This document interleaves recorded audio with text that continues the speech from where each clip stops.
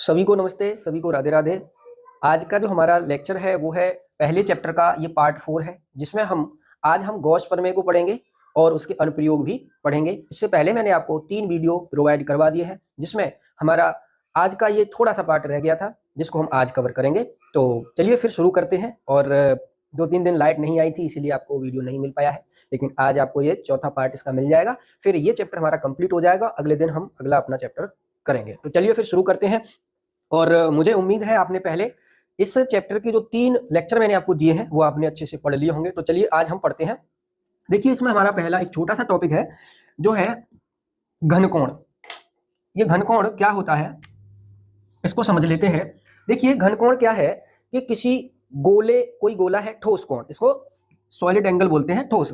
तो मान लीजिए कोई बॉल है, उसके ऊपर पृष्ठ पे एक छोटा सा पार्ट ले लें, उस पार्ट के कारण उसके केंद्र पर जितना भी कोण बनेगा उसी को हम घनकोण कहते हैं। जैसे आप यहाँ पे देख रहे हैं कि ये जो हमारा ये गोला है, जैसे आपने फुटबॉल को देखा होगा, फुटबॉल पे छोटे छोटे पैचेज बने होते हैं, तो एक पैचेज के कारण उस गोले के केंद्र पे जो कोण बनेगा उसी को घनकोण कहते हैं। तो यहाँ आप देख रहे हैं ये एक गोला हमने बनाया है, जिसमें एक ये जो एरिया दिख रहा है आपको, इस एरिया के कारण गोले के केंद्र पे जो कोण बनेगा उसी को घनकोण कहेंगे। और ये वाला ये एंगल ओमेगा होता है, ठीक है। तो ये एक हमने अल्पांश कोण DA ले लिया है, जिसके कारण एक कोण बनेगा जिसको हम कहेंगे घनकोण। तो हमने यहाँ पे लिख दिया है कि किसी गोलीय पृष्ठ के सूक्ष्म खंड द्वारा उसके केंद्र पर आंतरिक कोण को घनकोण कहते हैं। इसे ओमेगा से प्रदर्शित करते हैं। और इसका फॉर्मूला क्या होता है, डी ओमेगा बराबर जितना कोण, जो जितना एरिया है, सूक्ष्म एरिया है, उसका क्षेत्रफल बटे त्रिज्या का वर्ग। तो त्रिज्या r है तो हमने r स्क्वायर ले लिया और इसको ले लिया हमने DA, तो ये हमारा हो गया क्या, DA ले लिया हमने, ठीक है। और इसका जो मात्रक होता है, इसका मात्रक क्या होता है, स्टेरेडियन। कोण का होता है रेडियन और इसका होता है स्टेरेडियन, यानी SR से इसको ऐसे दिखाया जाता है। और फिर आगे है यहाँ पे गोले के संपूर्ण पृष्ठ का क्षेत्रफल। जैसे ये तो हमने इतना सा लिया है, और अगर ये पूरे पृष्ठ के कारण, पूरा जो गोल है उसके कारण लेंगे तो उसका क्या लगा देंगे, उसका एरिया क्या हो जाएगा, 4πr स्क्वायर। तो उसका मान एक ही जगह पर रख देंगे। यहाँ पे हमने वही किया है कि डी ओमेगा कोण भी छोटा बन रहा था जब वो पृष्ठ छोटा था, फिर हमने क्या किया, यहाँ पे एरिया पूरा ले लिया तो ये ओमेगा हो गया, और r स्क्वायर। अब a यानी पूरे पृष्ठ का, गोले के पृष्ठीय क्षेत्रफल क्या होता है, 4πr स्क्वायर। तो यहाँ से ये मान रख देंगे 4πr स्क्वायर, तो r स्क्वायर से r स्क्वायर कैंसिल हो जाएगा और क्या आ जाएगा, ओमेगा बराबर 4π। यानी संपूर्ण कोण के लिए जो ओमेगा का मान होता है वो 4π के बराबर होता है।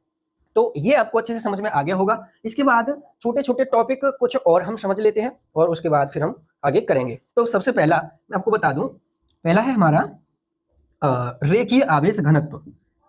रेखीय आवेश घनत्व, तो ये क्या होता है। तो देखिए, आप ये जानते हैं कि जब भी कोई आवेश किसी क्षण को दिया जाएगा, तो मान लीजिए ये एक क्षण है, इसको मैंने आवेश दे दिया, तो वह जो आवेश दिया गया है वह इस क्षण के लंबाई के रूप में समान रूप से वितरित हो जाएगा। तो फिर हम यहाँ पे मैं आपको समझा दूं, यहाँ तो मान लीजिए इसको प्लस आवेश दिया तो पूरी लंबाई के रूप में वो इस क्षण पे वितरित हो जाएगा। तो इस क्षण की एकांक लंबाई में जो आवेश की मात्रा होगी उसी को हम क्या कहेंगे, रेखीय आवेश घनत्व। यानी किसी क्षण के एकांक लंबाई में आवेश की मात्रा को रेखीय आवेश घनत्व कहते हैं, और इसे लैम्बडा से व्यक्त करते हैं। तो फॉर्मूला क्या हो जाएगा, लैम्बडा बराबर, ठीक है, Q/L।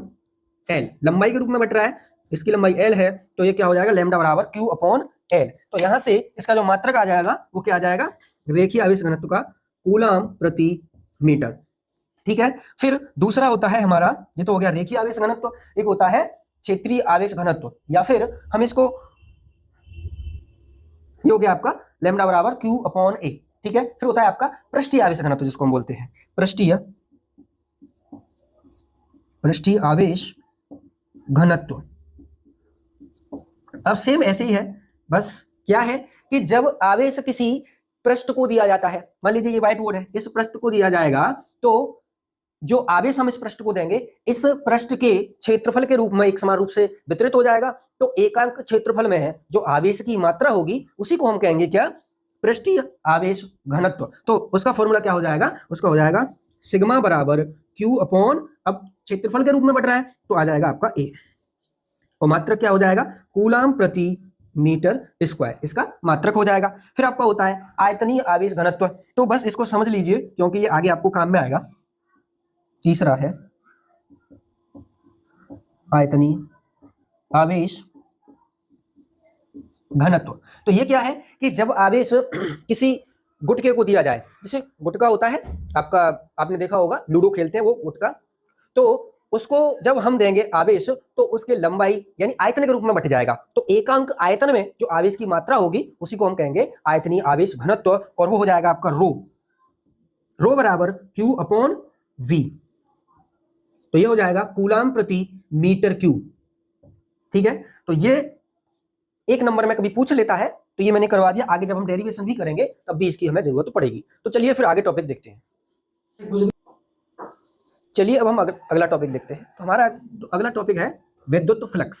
तो विद्युत फ्लक्स क्या है, पहले विद्युत फ्लक्स को समझते हैं। विद्युत फ्लक्स क्या है, और ये जो थीटा क्या है, ई और डी ए के बीच का कोण है, यानी ये जो क्षेत्रफल सदिश है और ये जो विद्युत बल रेखाएं हैं इनके बीच का कोण है। तो मात्रक क्या होगा, और एक चीज और, यह एक अदिश राशि है, यह अदिश राशि है। पहली चीज तो ये हो गई। दूसरा, इसका मात्रक की बात करें तो ये तो थीटा तो cos थीटा ये तो कांस्टेंट है।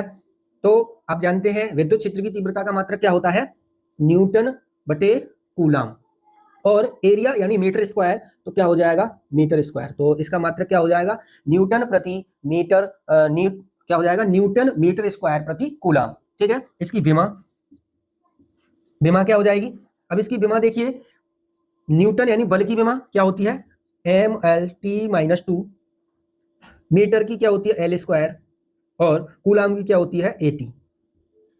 ठीक है, तो क्या हो जाएगा देखो, m l, एक पावर ये है, दो पावर ये है, तो क्या हो जाएगी L3t, t की पावर देखो दो ये है, एक ये जाएगी ऊपर पहुंच के माइनस की हो जाएगी, तो दो और एक तीन हो गया, और a ऊपर जाएगा तो ये भी माइनस का हो जाएगा। तो इसकी विमा क्या हो जाएगी, ml3 t की पावर -3 a की पावर -1, ये इसकी विमा हो जाएगी। अच्छा, एक चीज और कि धनात्मक फ्लक्स और ऋणात्मक फ्लक्स भी कई बार पूछ लेता है। तो जो फ्लक्स पृष्ठ से बाहर निकलेगा वो होता है आपका धनात्मक फ्लक्स, और जो पृष्ठ के अंदर होगा वो होगा ऋणात्मक फ्लक्स। तो अगर मैं बात करूं तो ये हो जाएगा आपका ऋणात्मक फ्लक्स, और ये वाला हो जाएगा निकलने वाला धनात्मक फ्लक्स। तो मैंने सारी चीजें आपको बता दी हैं, विद्युत फ्लक्स आपको अच्छे से समझ में आ गया होगा। चलिए अब हम अपना नेक्स्ट टॉपिक करते हैं। तो चलिए गॉस प्रमेय को समझते हैं। तो गॉस प्रमेय क्या है कि किसी भी, देखिए गॉस प्रमेय आपकी होती है, कोई भी, जैसे यहाँ पर ये कोई एक बंद पृष्ठ है, इस पृष्ठ में मान लीजिए एक आवेश है आपका +Q1, एक है Q2, एक है Q3। तो इन टोटल जो इस पृष्ठ के अंदर, इस बंद काल्पनिक पृष्ठ के अंदर जितने भी आवेश हैं उन सभी का योग कर दें, यानी हम ऐसे बोल सकते हैं समेशन Q अपॉन इन सब का 1/ε0 गुना होता है इतना फ्लक्स के बराबर। इसी को हम कह देते हैं गॉस प्रमेय। यानी हमने यहाँ पे लिखा हुआ है कि किसी बंद पृष्ठ से गुजरने वाला कुल फ्लक्स यानी φe, कुल फ्लक्स उसमें उसके अंदर उपस्थित कुल आवेश का 1/ε0 गुना होता है, जहां ε0 निर्वात या वायु की क्या है, विद्युतशीलता है। यानी इसमें टोटल जितने भी आवेश होंगे उसमें गुणा करेंगे किससे, 1/ε0 से कुल इतना फ्लक्स गुजरेगा। इसी को हम कह देते हैं गॉस प्रमेय। तो ये आपको समझ में आ गया होगा, पेपर में आपके लिए कई बार ये पूछा गया है। तो अब हम इसको करते हैं प्रूफ, यानी इसका प्रूफ। ठीक है, यानी इस फॉर्मूले को निकाल के देखना है। तो सबसे पहले क्या करेंगे हम कि यहाँ पर एक हमने कोई +Q आवेश ले लिया और हमने इसको बंद कर दिया। देखो एक चीज आप ध्यान रखना हमेशा, तो जो विद्युत फ्लक्स होता है वो तभी जो हमारी जो गॉस प्रमेय है वो एक बंद पृष्ठ के लिए ही हमें यूज करनी है, पृष्ठ बंद होना चाहिए। ठीक है, तो मान लीजिए यहाँ पर O बिंदु पर एक +Q आवेश उपस्थित है। अब इससे हमने R दूरी पर एक बिंदु ले लिया, मान लीजिए यहाँ पे P, इसके पृष्ठ पर। ठीक है, तो पृष्ठ पर हम क्या कर रहे हैं, एक अल्पांश क्षेत्रफल ले रहे हैं, मान लीजिए DA। हम ये देखेंगे कि यहां से कितना फ्लक्स गुजरेगा। तो सबसे पहले हम क्या करते हैं कि माना एक बिंदु आवेश प्लस Q बिंदु आवेश O बिंदु पर रखा है, जिससे R दूरी पर एक बिंदु P है, जिससे होते हुए एक गॉसियन गोलीय पृष्ठ की हमने परिकल्पना करी है। यहां पर हमने P बिंदु पर एक अल्पांश क्षेत्रफल लिया है DA। हम देख रहे हैं कि इस बिंदु आवेश से R दूरी पर विद्युत क्षेत्र कितना होगा। तो हम लिखते हैं कि Q आवेश से R दूरी पर विद्युत क्षेत्र की तीव्रता कितनी होगी। तो आप जानते हैं R दूरी पर विद्युत क्षेत्र की तीव्रता क्या होती है, E बराबर 1/4πε0 Q/r²। ये आपका हो गया समीकरण 1। ठीक है, अब हम देखते हैं कि इस अल्पांश से कितना वैद्युत फ्लक्स गुजरेगा। यानी हम लिखेंगे अल्पांश DA से गुजरने वाला फ्लक्स। अभी फॉर्मूला बताया क्या होता है, d phi e बराबर EDA cos थीटा। देखिए आप जानते हैं कोई भी गोल चीज होती है तो उसका एक छोटा सा पार्ट लें तो इसकी दिशा कहाँ होगी, लंबवत बाहर की ओर होती है, और वैद्युत क्षेत्र की दिशा भी लंबवत बाहर की ओर ही होगी यहाँ पे। तो थीटा बराबर कितना हो जाएगा, 0। तो cos 0 कितना होता है आप जानते हैं, क्योंकि cos 0 होता है आपका 1। ठीक है, तो यहाँ पे क्या हो जाएगा, ये आपका हो जाएगा d phi e बराबर EDA। अब हम निकालेंगे कि पूरे गॉसियन पृष्ठ से गुजरने वाला फ्लक्स। तो लिखते हैं पूरे या संपूर्ण गॉसियन पृष्ठ से गुजरने वाला फ्लक्स वो कितना हो जाएगा, इसका समाकलन कर दीजिए। तो समाकलन करेंगे तो ये क्या हो जाएगा, फाई ई, छोटे से पार्ट से डी फाई ए, फ्लक्स भी छोटा सा ही था। अब यहाँ पे समाकलन करेंगे तो क्या हो जाएगा, ई डी ए। अब आप जानते हैं कि जो हमारा समाकलन होता है डी एक्स का समाकलन क्या होगा, एक्स, डी वाई का वाई, तो डी ए का ए हो जाएगा। तो यहाँ से फाई ई बराबर आ जाएगा ई, ये ई को बाहर लेंगे, मैं सीधे लिख रहा हूँ, ये आ जाएगा आपका ए। ठीक है, इसको आप बोल दीजिए समीकरण 2। ठीक है, अब आप क्या करें, समीकरण 1 में ई का मान रखने पर, ठीक है ये वाला, तो समीकरण 1 में ई का मान रखने पर तो क्या हो जाएगा, देखो फाई ई बराबर ई की जगह क्या आ जाएगा, 1/4πε0 और Q/r² इंटू ए। आप जानते हैं ये पूरा पृष्ठ है तो पूरे पृष्ठ का एरिया है ए। तो आप जानते हैं गोले का पृष्ठीय क्षेत्रफल क्या होता है, ए बराबर 4πr²। तो ए का मान रख दीजिए, तो फाई ई बराबर 1/4πε0 Q into r² into 4πr²। तो यहाँ से देखो r² से r² कैंसिल हो जाएगा, 4π से 4π कैंसिल हो जाएगा, और यहाँ पे क्या बचेगा, यहाँ बचेगा आपका फाई ई बराबर Q बचा और आपका ये ε0 बचा, जो कि हमें प्रूफ करना था गॉस प्रमेय। तो यहाँ से ये आपका हो जाता है गॉस प्रमेय का प्रूफ। बिल्कुल आसान है, कुछ भी नहीं है, बस एक दो बार आप अच्छे से देख लेना, आपको अच्छे से समझ में आ जाएगा। अब हम करते हैं गॉस प्रमेय के अनुप्रयोग जो डायरेक्ट सीधे आपके एग्जाम में पूछे गए हैं। चलिए अब हम देखते हैं गॉस प्रमेय का हमारा पहला अनुप्रयोग जो है अनंत लंबाई के एक समान सीधे तार के कारण वैद्युत क्षेत्र। यानी एक तार है हमारे पास जो कि अनंत लंबाई का है इस तरीके से, और क्या है, आवेशित है। तो मान लीजिए इसको Q आवेश हमने दिया, तो वह Q आवेश इस चालक तार में एक समान रूप से लंबाई के रूप में बट जाएगा। ठीक है, तो अब ये तार अनंत लंबाई का है, तो अब हम क्या करते हैं, एक छोटा सा इसका पार्ट ले लेते हैं L लंबाई का हमने एक पार्ट ले लिया, और इसके कारण निकालेंगे कि वैद्युत क्षेत्र कितना होगा। और ये वेरी इंपॉर्टेंट है, आप ध्यान रखना, कई बार इसका जो प्रूफ है पेपर में आया है। ठीक है, तो हम क्या करते हैं कि माना एक अनंत लंबाई का एक आवेशित तार है, माना अनंत लंबाई का आवेशित चालक तार, जिसका रेखीय आवेश घनत्व तो कितना है, लैम्डा है, जिसका रेखीय आवेश घनत्व लैम्डा है। तार से r दूरी पर, तार से r दूरी पर वैद्युत क्षेत्र की तीव्रता ज्ञात करनी है। तो सबसे पहले देखिए गॉस प्रमेय इसमें लगाएंगे, तो आपको भी मैंने बताया था गॉस प्रमेय तभी लगेगा तब वो हमें क्या है बंद करना पड़ेगा।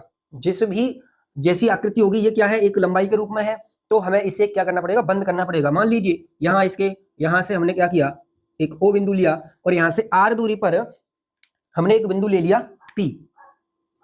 इस P बिंदु पर हमें वैद्युत क्षेत्र की तीव्रता ज्ञात करनी है, तो क्या करना पड़ेगा, इसे बंद करना पड़ेगा। तो हम क्या करते हैं, इसको बंद करते हैं, एक गॉसियन पृष्ठ मान लेते हैं ऐसे, तो हमने इसको बंद कर दिया।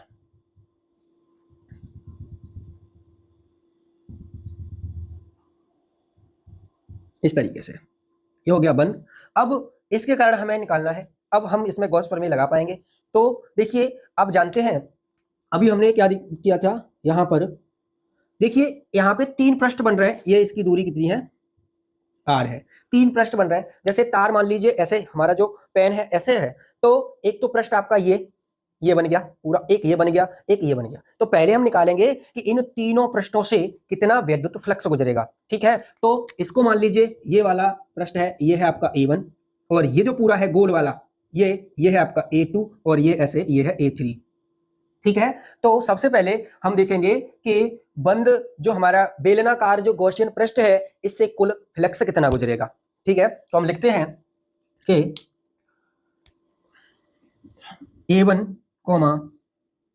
A2 व A3 पृष्ठों से गुजरने वाला कुल फ्लक्स, तो कुल फ्लक्स कितना हो जाएगा, फाई बराबर φ1 प्लस φ2 प्लस φ3, इतना फ्लक्स गुजरेगा। अब फाई क्या होता है, फाई बराबर EA cos थीटा, अभी मैंने आपको बताया। तो यहां से क्या करेंगे, फाई का मान निकालेंगे, कुल कितना हो जाएगा, फाई E बराबर, ठीक है। देखिए φ1, अब φ1 हमारा ये है, तो क्या हो जाएगा EA1, ठीक है, plus EA2 plus cos theta, और लिख दीजिए EA cos theta plus EA2 cos theta plus EA3 cos theta. तो देखिए यहां पर आप देख रहे हैं कि वैद्युत जो वैद्युत क्षेत्र होता है वह लंबवत बाहर की ओर होता है। ये जो E और A, ये cos थीटा है, वो E और A के बीच का कोण है, तो हमें पहले कोण देखना पड़ेगा। तो देखिए अब एरिया क्या है, जैसे ये मेरा मार्कर है, तो ये एरिया लंबवत बाहर की ओर है, और किसी पृष्ठ से ऐसे लंबवत बाहर की ओर विद्युत क्षेत्र निकलता है, तो ये प्लस आवेश तो ऐसे निकलेगा। तो यहाँ पर क्या हो जाएगा, यहाँ पर जो इनके बीच में जो एंगल बनेगा वो कितना हो जाएगा, वो 90 डिग्री हो जाएगा। तो इस पृष्ठ के लिए थीटा बराबर कितना हो जाएगा, 90। सेम यही यहाँ पे रहेगा, तो यहाँ पर भी जो आपका कोण रहेगा वो कितना हो जाएगा, थीटा बराबर 90। आप देख रहे हैं यहाँ पर ये जो पृष्ठ है आपका गोल वाला, ये वाला ये जो गोल है ऐसा, ये बेलनाकार है ना, तो ऐसे गोल है, तो लंब जिस दिशा में आपका विद्युत फ्लक्स होगा या विद्युत बल रेखाएं होंगी, और उस दिशा में ही क्या होगा, इस ये जो क्षेत्रफल है इसका भी दिशा वही होगा। तो यहाँ से थीटा बराबर कितना हो जाएगा, 0 हो जाएगा। तो A2 जहां आएगा वहां पे हम क्या रख देंगे, थीटा का मान 0 रख देंगे। तो यहाँ से क्या हो जाएगा, ये आपका फाई E बराबर EA1 cos थीटा, E1 की साइड cos थीटा 90 है, तो ये हो जाएगा cos 90 प्लस यहाँ पे cos, ये जो एरिया है आपका, ये वाला एरिया जो कर्व है, तो यहाँ पे कोण कितना है, 0 है, तो ये हो जाएगा आपका EA2 cos 0 प्लस यहाँ पे हो जाएगा A3, ये भी 90 है थीटा का मान, तो ये हो जाएगा cos 90। तो यहाँ से अब इनके मान रख देते हैं, cos 90 का मान 0 होता है, तो यहाँ 0 रखेंगे तो ये पूरा 0 हो जाएगा, तो ये पूरा 0 हो जाएगा। तो यहाँ से ये हो जाएगा फाई E बराबर ये पूरा 0 हो गया, प्लस यहाँ cos 0 का मान 1 होता है, तो ये हो जाएगा EA2 प्लस ये भी हो जाएगा आपका 0। तो ये क्या हो गया आपका, ये हो गया आपका फाई ई बराबर EA2। अब ये कौन सा एरिया है, ये है आपका ये जो कर्व वाला एरिया है, ये वाला। तो चाहे तो आप इसका मान रख दें, तो मैं यहाँ पे लिख देता हूँ A3 का A2 का, यानी ये क्या हो जाएगा 2 पाई RH। अब H उसकी हाइट होती है, यहाँ पे इसको हमने L लिया है, तो ये हो जाएगा आपका L। अब ये जो मान है इसको आप यहाँ पे रख के इसको बना दीजिए एक समीकरण। तो ये आपका हो जाएगा फिर फाई ई बराबर EA2 की जगह क्या आ जाएगा 2 पाई RL, ये ठीक है।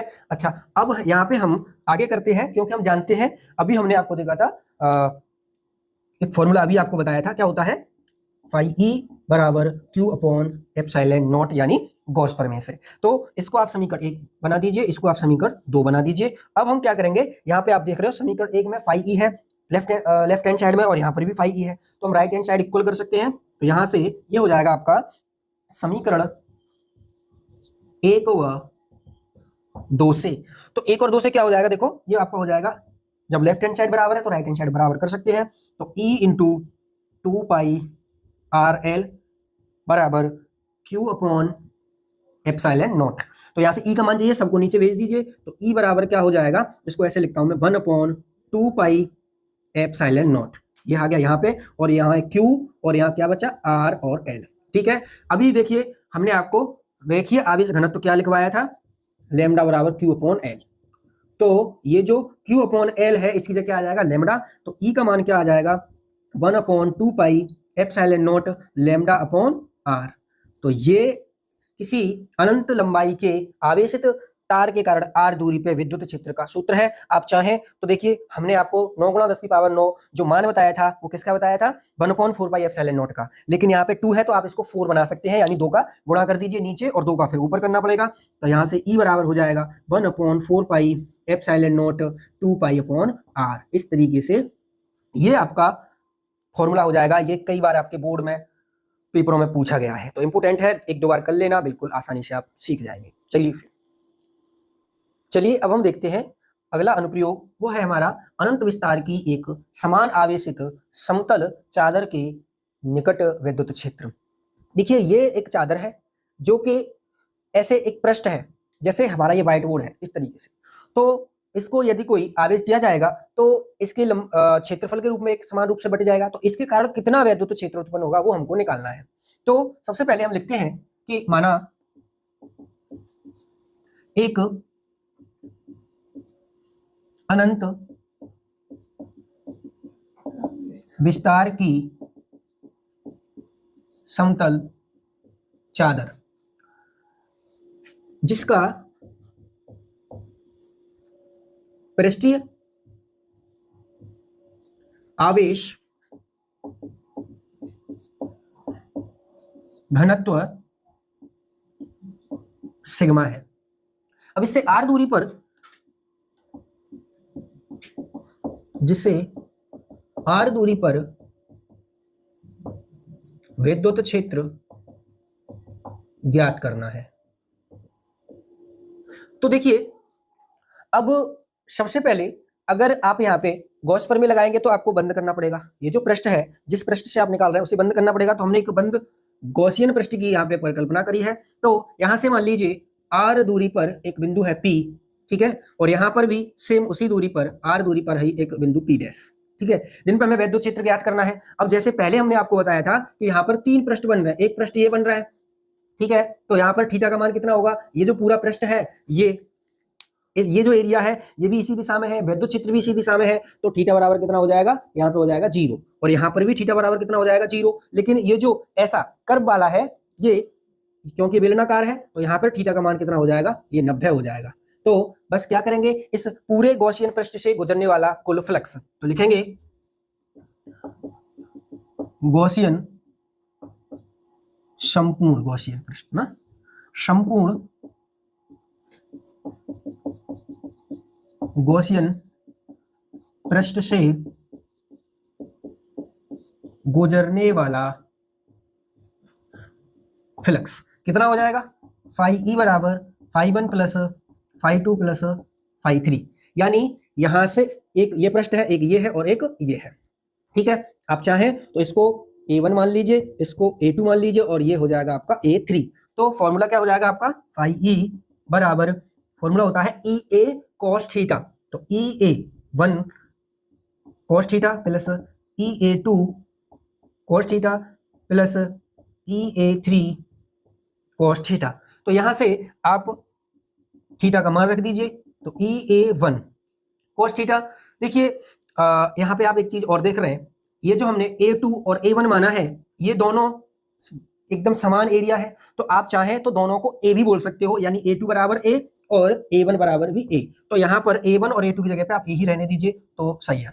ठीक है, तो ये हो जाएगा, यहाँ पे थीटा का मान कितना आएगा 0, तो cos 0 प्लस ये हो जाएगा EA cos 0 प्लस ये हो जाएगा cos 90, तो EA3 cos 90। तो यहां से ये देखिए cos 0 का मान कितना होता है 1, तो ये हो जाएगा EA प्लस EA और cos 0 का मान 1 होता है, तो मैंने यहाँ पे 1 लिख दिया, 1 लिखा नहीं है, EA लिख दिया है। यहाँ पे cos 90 का मान कितना होता है 0, तो ये हो जाएगा आपका 0। तो यहाँ से फाई ई का मान कितना हो जाएगा, फाई ई बराबर 2EA, EA और EA 2EA। ठीक है, ये बात क्लियर है, यहां से ये समझ आ गया। यहाँ पे इसको मान लीजिए आप समीकरण 1, और फॉर्मूला हम जानते हैं क्या होता है, क्योंकि गॉस प्रमेय से फाई ई बराबर क्या होता है Q upon A, sorry Q upon epsilon not. ठीक है, तो यहां से इसको आप समीकरण 2 मान लीजिए। अब समीकरण 1 से राइट हैंड साइड बराबर कर दीजिए समीकरण 1 और 2 से। तो समीकरण 1 व 2 से क्या हो जाएगा, 2EA equal Q upon epsilon not. हमें चाहिए E का मान, तो 2 और A भेज दीजिए उधर। तो यहां से ये हो जाएगा आपका 1 अपॉन 2 एप्सिलॉन नॉट। ठीक है, और ये हो जाएगा आपका Q अपॉन A। ठीक है, ये हो गया आपका। यहां से ये हो गया 2A, 2 और ये इधर आ गया, ये सही है। ठीक है, तो यहां से E बराबर, अब हम देखो Q अपॉन A क्या होता है आपका, मैंने आपको अभी बताया था, सिग्मा बराबर Q अपॉन A होता है। तो Q अपॉन A की जगह क्या आ जाएगा, सिग्मा आ जाएगा। तो यहां से ये क्या हो जाएगा, सिग्मा अपॉन 2 एप्सिलॉन नॉट। तो ये है एक प्लेट के कारण r दूरी पे वैद्युत क्षेत्र का सूत्र। तो मुझे उम्मीद है आपको ये समझ में आ गया होगा। ये भी आपका बहुत इंपॉर्टेंट है, पहले कई बार आपसे पूछा गया है। अब मैं आपको एक छोटा सा पॉइंट और बता दूं कि यहां से कई बार क्वेश्चन बनता है कि दो प्लेट लेता है वो, और 2 प्लेट रख देता है जो आवेशित है, और उनसे उनके बीच में और उनके किनारों पर वैद्युत क्षेत्र की तीव्रता पूछता है इस तरीके से। तो अब आपको क्या करना है, मान लीजिए ये ऋण आवेश से आवेशित है, ये धनावेश से आवेशित है, तो इनके बाहर जो विद्युत क्षेत्र कितना होगा और इनके बीच में कितना होगा। तो आप क्या करेंगे, यहाँ पे एक बिंदु है P। तो देखिए पहले हम निकालेंगे इस प्लेट के कारण कितना वैद्युत क्षेत्र होगा। तो देखिए प्लस आवेश से लंबवत बाहर की ओर होता है, तो इधर दिशा हो जाएगी E प्लस की, यानी प्लस प्लेट के कारण वैद्युत क्षेत्र की, और माइनस प्लेट के कारण तो माइनस की ओर होता है वैद्युत क्षेत्र। तो यहाँ पर भी जो वैद्युत क्षेत्र की दिशा होगी वह सेम यही हो जाएगी, यानी E माइनस। तो यहाँ पर इनके बीच में जो वैद्युत क्षेत्र होगा वो E बराबर कितना हो जाएगा, दोनों के कारण जुड़ जाएगा। तो यहाँ से ये क्या हो जाएगा, Q अपॉन और sigma upon 2 epsilon not plus sigma upon 2 epsilon not, और E बराबर कितना हो जाएगा 2 सिग्मा अपॉन 2 एप्सिलॉन नॉट, 2 से 2 कैंसिल हो जाएगा। तो E बराबर सिग्मा अपॉन एप्सिलॉन नॉट। इतना दो विपरीत आवेश से आवेशित प्लेटें होंगी तो उनके बीच में वैद्युत क्षेत्र होगा और किनारों पे शून्य हो जाएगा। ठीक है, क्योंकि विपरीत दिशाएं हो जाएंगी, इससे बाहर होगा। तो अगर यहाँ बाहर निकालेंगे इधर, तो इस प्लेट के कारण इधर दिशा होगी, इधर E प्लस की दिशा इधर होगी, माइनस के कारण इधर होगी यहाँ पे। तो ये क्या हो जाएगा E माइनस, तो दोनों परिमाण में तो समान ही है, तो क्या हो जाएगा शून्य हो जाएगा यहाँ पर भी और यहाँ पर, बीच में इतना हो जाएगा। तो यहाँ पर आज हमारा ये चैप्टर यहाँ समाप्त होता है। तो मुझे उम्मीद है कि आपने ये वीडियो भी अगर अच्छे से कर लिया है तो आपको इस चैप्टर में कोई भी ऐसा क्वेश्चन नहीं मिलेगा जिसमें आपको कोई समस्या हो। और साथियों वैसे भी आप जानते हैं हम यहाँ पे क्विक रिवीजन आपको करवा रहे हैं। तो क्विक रिवीजन में क्या होता है, इंपोर्टेंट टॉपिक या डेरिवेशंस या जो भी पॉइंट्स होते हैं उन पे हम बात करते हैं। बाकी छोटे छोटे पॉइंट होते हैं वो आप खुद भी घर पे पढ़ सकते हैं अगर थोड़ा सा ध्यान से करेंगे तो फिर चलिए अब मिलेंगे अगली वीडियो में। वीडियो को पूरा देखा करो और कोई अगर प्रॉब्लम होती है तो वहां पे आप कमेंट कर दिया करो, वीडियो को लाइक भी कर दिया करो। चलिए फिर वीडियो पूरा देखने के लिए धन्यवाद। जय हिंद, वंदे मातरम, राधे राधे।